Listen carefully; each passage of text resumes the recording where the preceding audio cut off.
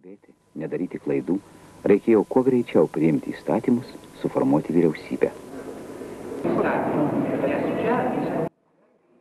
Buvo toks laikotarpis, kada į mane, dar nebūdamas pirmininku, gerbiamas Landsbergis kreipėsi, kada mes kalbėjom, aš jau nieko nenoriu slėpti čia, mes turim viską išsiaiškinti turbūt iki pabaigos ir kad visiems būtų aišku.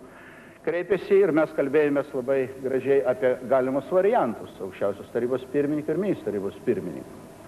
Aš pasakiau, kad ne, aš nesutinku būti ministrų tarybos pirmininku, tačiau dabar šitokia situacija aš sutikčiau būti ministrų tarybos pirmininku.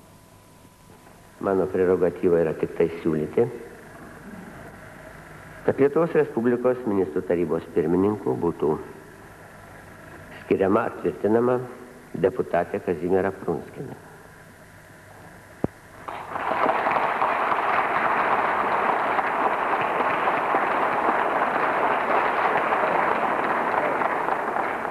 Pirmoju, kaip jūs supratote, norėčiau pristatyti gerbiamą deputatą Algirdą Brazauską.